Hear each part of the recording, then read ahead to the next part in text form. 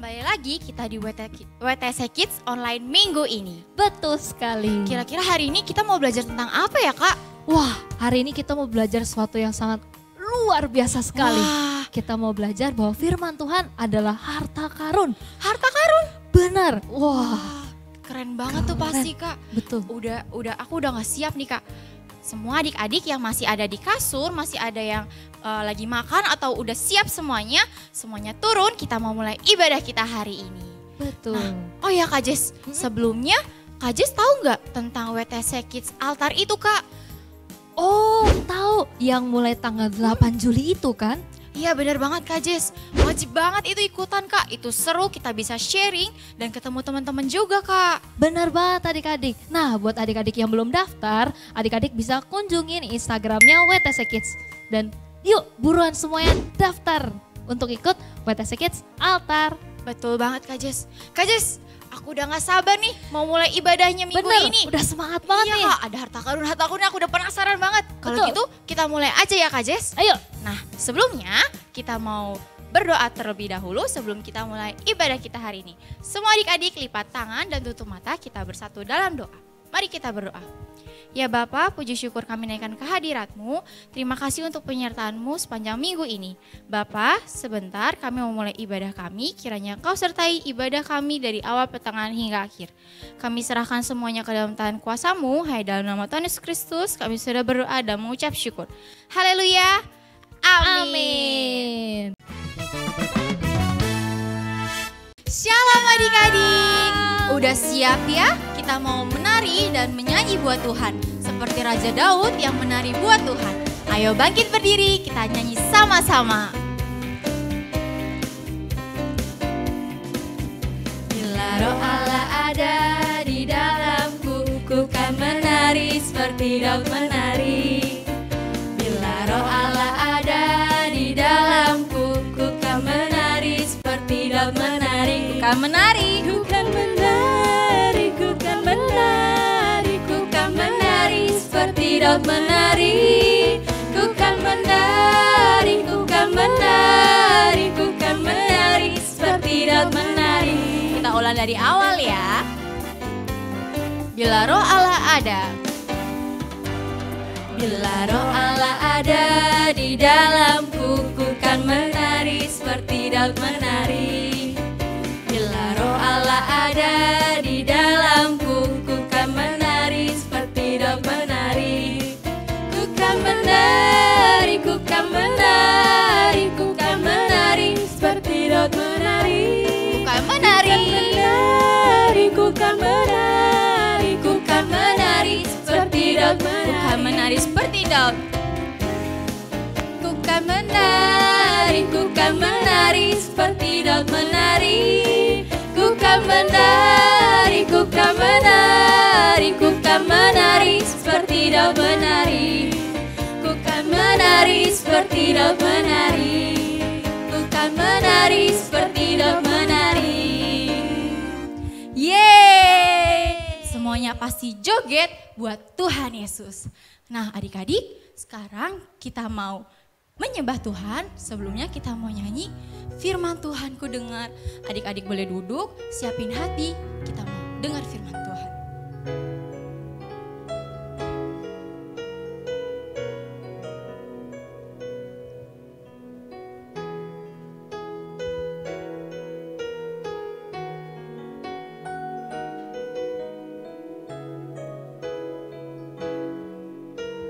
Firman Tuhan ku dengar. Firman Tuhan ku dengar. Ku tanam di hatiku, ku tanam di hatiku. Ku ingin tumbuh subur, ku ingin tumbuh subur dan berbuah lebat. Yesus tolong padaku. Yesus tolong padaku. Dari awal lagi. Firman Tuhan ku dengar.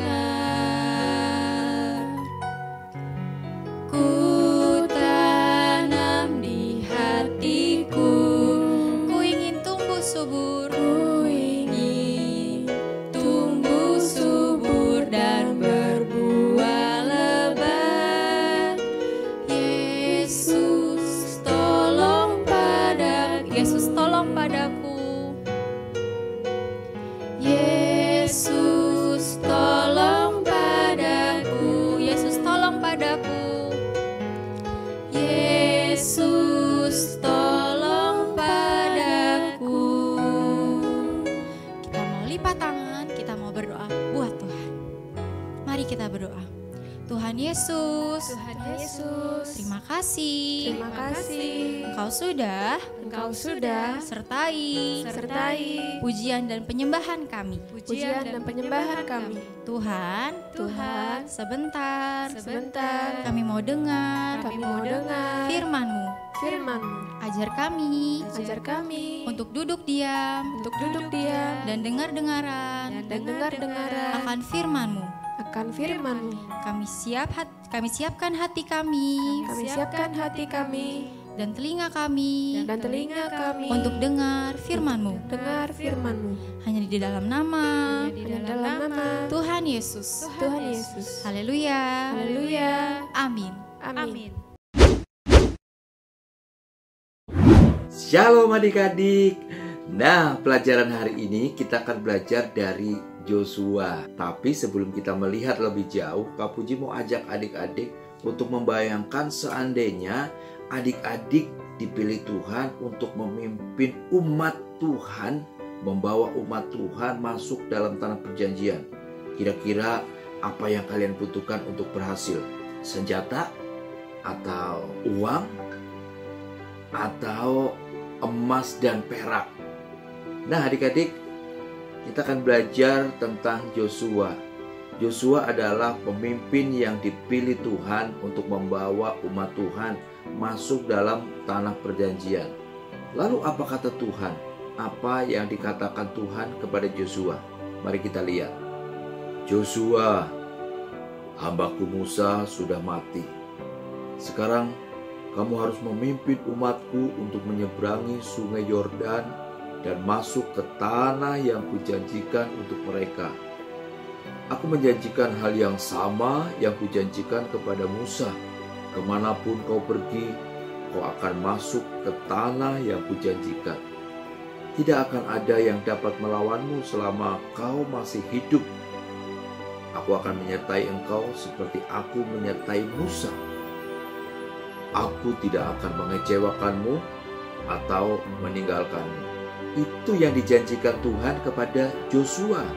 Nah adik-adik, apa yang diperlukan Yosua untuk berhasil menerima janji Tuhan? Apakah Yosua memerlukan pasukan yang besar? Atau Yosua memerlukan kereta yang besar untuk berhasil menerima janji Tuhan itu? Dengarkan nasihat Tuhan kepada Yosua. Kuatkan dan teguhkanlah hatimu. Taati semua hukum-hukum yang Musa telah ajarkan kepadamu. Jangan berbalik daripadanya, dan engkau akan berhasil dalam setiap apa yang kau lakukan. Pelajari kitab hukum ini, renungkan siang dan malam, sehingga kamu dapat mentaati semua yang tertulis di dalamnya. Maka kamu akan berhasil. Nah adik-adik, Tuhan mengatakan kepada Yosua, untuk berhasil, Yosua harus mentaati hukum-hukum yang diberikan kepada Musa. Jangan berbalik daripadanya. Pelajari hukum Taurat dan renungkan siang dan malam. Kitab hukum yang dibicarakan di sini adalah firman Tuhan adik-adik.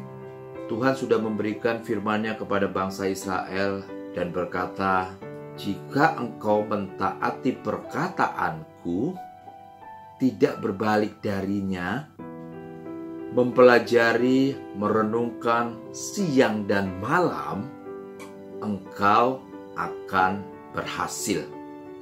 Jika ini yang dibutuhkan Yosua untuk berhasil dan sukses, ini adalah firman Tuhan dan inilah harta karun.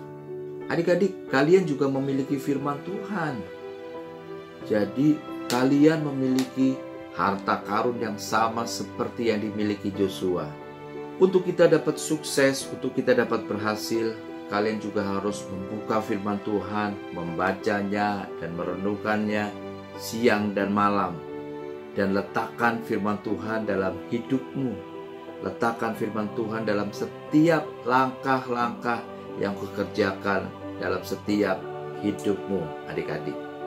Yosua berhasil karena dia membaca firman Tuhan, mentaati apa yang diperintahkan Tuhan dalam hidupnya, dan membawa firman menjadi pegangan dalam hidup Yosua. Dia memiliki firman Tuhan dalam hidupnya, dan harta karun yang terbesar dalam hidupnya adalah firman Tuhan.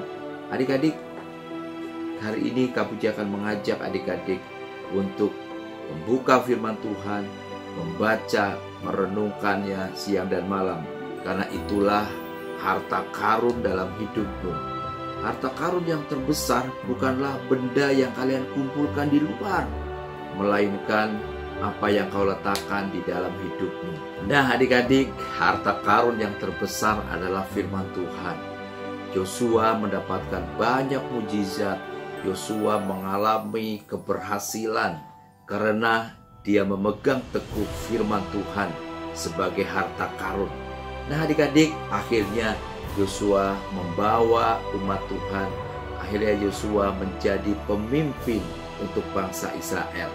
Nah adik-adik, kalau kalian ingin mendapatkan mujizat Tuhan, kalian ingin berhasil, sukses, lakukan firman Tuhan. Jadikan firman Tuhan harta karun yang besar dalam hidupmu. Nah adik-adik, jika adik-adik ingin keluargamu dipulihkan, nenekmu disembuhkan, ada mujizat dalam hidupmu, jadikan firman Tuhan harta karunmu. Yosua melakukan apa yang diperintahkan Tuhan dalam hidupnya, dan Yosua berhasil memimpin bangsa Israel. Adik-adik, sekali lagi Kak Puji mau bilang, firman Tuhan adalah harta karun terbesar dalam hidupmu, dan firman Tuhan adalah harta karun untukmu. Sekarang waktunya adalah cerita kehidupan. Adik-adik, pada zaman dahulu ketika hukum dibuat oleh para raja, hiduplah seorang raja yang besar, penuh belas kasihan. Dia adalah raja dari semua semut. Dia memiliki istana yang megah dan banyak pelayan yang selalu bergembira bersama dia. Istana sang raja berada di atas puncak gunung, dan dia memiliki pasukan semut untuk melindungi kerajaannya. Salah satu dari para semut itu adalah Antoni. Dia sangat terkenal karena dia adalah tentara terkecil dari semua tentara semut. Suatu hari ketika pasukan semut sedang berpatroli di lembah, mereka dikejutkan oleh para pelayan raja yang berlarian menyelamatkan diri. Bendungan yang berada tepat di atas lembah jebol dan membanjiri lembah. Kerusakan sangat parah. Terjadi kekurangan makanan. Para prajurit berpikir dalam hati, hanya tinggal menunggu waktu sebelum kita semua mati kelaparan. Salah seorang prajurit bernama Roger berdiri dan berkata, "Tunggu, sebentar teman-teman. Kita tidak akan mati. Raja akan memberikan kita makan. Ada hukum yang tertulis. Jika terjadi bencana alam dan tidak ada makanan untuk para prajurit dapat makan semeja dengan raja. Yang harus kita lakukan hanya naik ke puncak gunung dan masuk ke istana." Para prajurit semut mulai mendaki gunung, namun Antoni berpikir, tidak mungkin seorang raja bisa mengasihi seekor semut kecil seperti aku. Raja tidak akan pernah mengerti aku ketika aku bicara padanya. Raja akan melihat aku sekali dan dia pasti berkata, "Hei, semut kecil, apa tujuanmu ke sini?"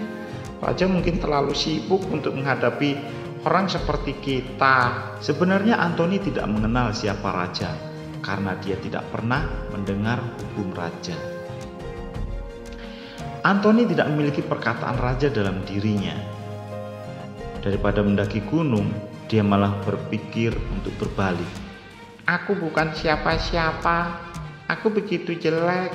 Raja tidak akan pernah mengasihi semut seperti aku. Aku tidak akan pernah melakukan hal yang berguna. Aku terlalu lemah." Dia mulai lagi. Semut ini jelas tidak membaca perkataan dari raja. Raja telah menulis suatu bagian penting dalam kitab hukumnya khusus untuk prajurit semut. Dia berkata, "Aku akan menjadi seorang ayah kepadamu. Setiap pasukan semut sangat penting dan berharga untukku." Jika saja Antoni sudah membaca perkataan tersebut, dia akan tahu dengan pasti siapa dirinya. Tak lama kemudian pikiran Antoni mulai menguasai dirinya. Antoni berbalik dan mulai berjalan menuruni gunung. Roger berseru, Antoni, kembali. Raja akan memberi kamu makan. Ini tertulis dalam hukumnya. Antoni terus berjalan. Dia berkata, mungkin saya akan menemukan sedikit makanan di lembah.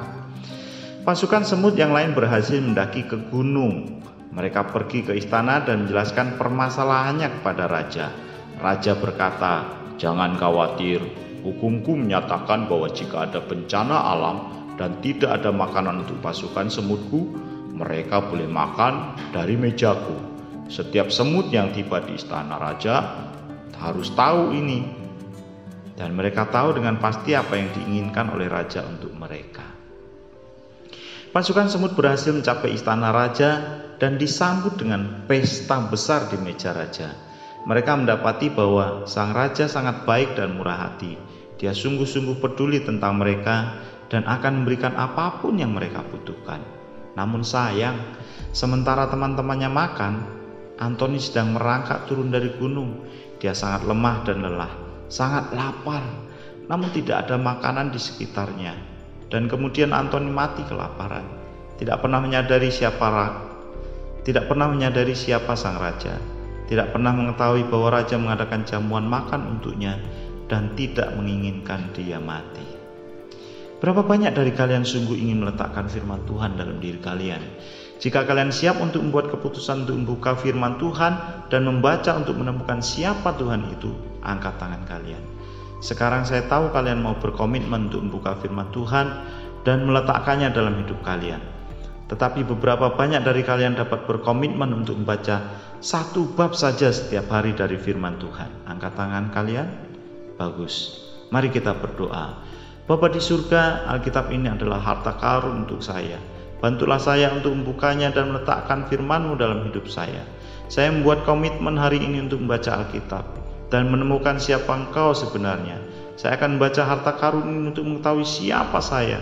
Saya akan membaca harta karun ini untuk menemukan apa yang Engkau inginkan dalam hidup saya. Terima kasih ya Tuhan. Dalam nama Yesus, aku bersyukur dan berdoa. Amin.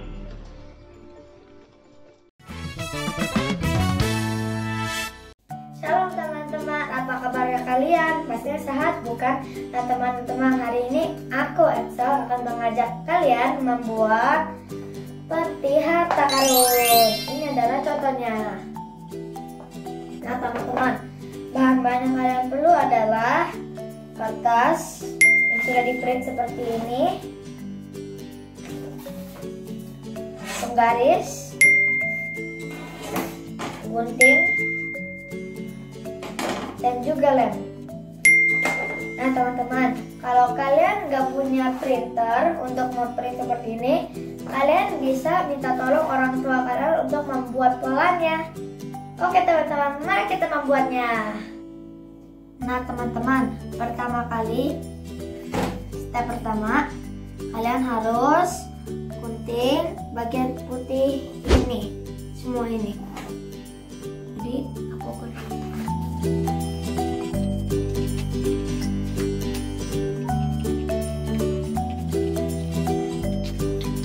Nah teman-teman, bagian putih yang ini jangan digunting karena itu penting.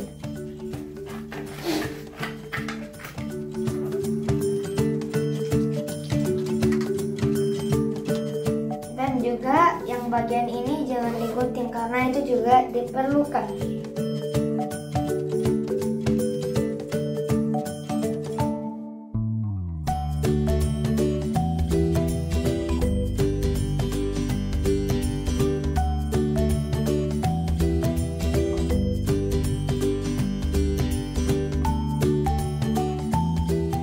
Teman-teman, sedikit lagi aku udah mau selesai, tinggal bagian ini yang harus digunting.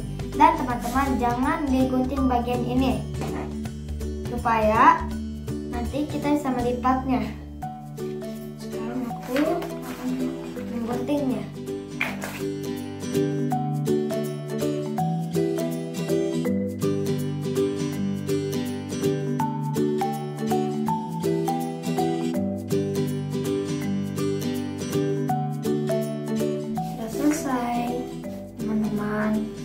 sekarang kita harus menekuknya. Cara menekuknya, kalian perlu menggaris dan taruh di bagian hitam-hitam yang di sini. Seperti ini. Pas sudah rata, kalian tekuk ke atas, ke arah atas, seperti ini.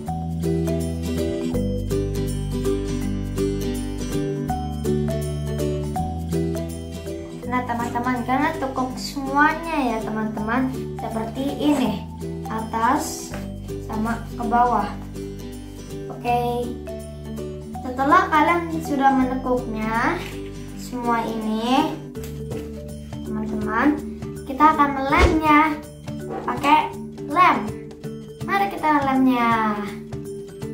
Nah, yang pertama-tama kalian harus menaruh lemnya di bagian yang di depan dulu, yang warna putih yang panjang. Ini kita taruh lemnya seperti itu. Gak usah banyak-banyak, sedikit saja. Habis itu, pas kalian sudah taruh di depan, kalian mau melipatnya. Kalian harus melipatnya.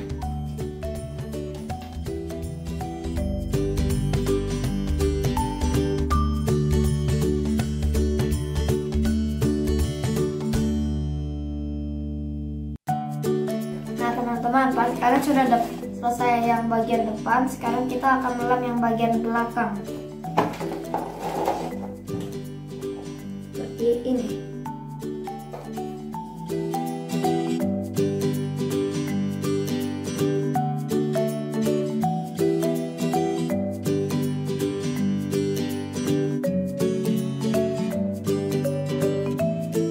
Nah teman-teman, selesai teman-teman. Nah ini adalah jadinya seperti ini. Kalian bisa membuat ini di rumah ya. Terima kasih. Dadah. Wah, Kak Jess, gak berasa Kak. Ternyata kita udah selesai nih ibadah kita minggu ini. Wah, udah selesai. Udah Kak. Cepet banget. Iya, gak berasa banget kan Kak. Kita sangat menikmati ibadah kita minggu ini. Betul sekali. Berarti tandanya sekarang kita akan berpisah satu sama yang lain. Dan kita akan bertemu lagi ya Kak minggu depan. Betul sekali. Jangan lupa ya adik-adik, minggu depan kita sama-sama ibadah lagi. Nah, sebelum kita tutup, mari kita berdoa dulu yuk. Kita lipat tangannya, kita tutup mata, mari kita berdoa. Tuhan Yesus, terima kasih Bapa atas firman-Mu, atas ibadah pada hari ini. Kami yakin dan kami percaya bahwa firman-Mu adalah yang paling hebat Tuhan di dalam hidup kami. Firman-Mu sangat berkuasa, firman-Mu adalah harta karun dalam hidup kami. Biar kiranya firman ini boleh menjadi rema dalam hidup kami. Terima kasih Tuhan. Kami mengucap syukur, di dalam nama Tuhan Yesus kami berdoa. Semua adik-adik yang percaya katakan amin. Sampai jumpa minggu depan. Bye-bye.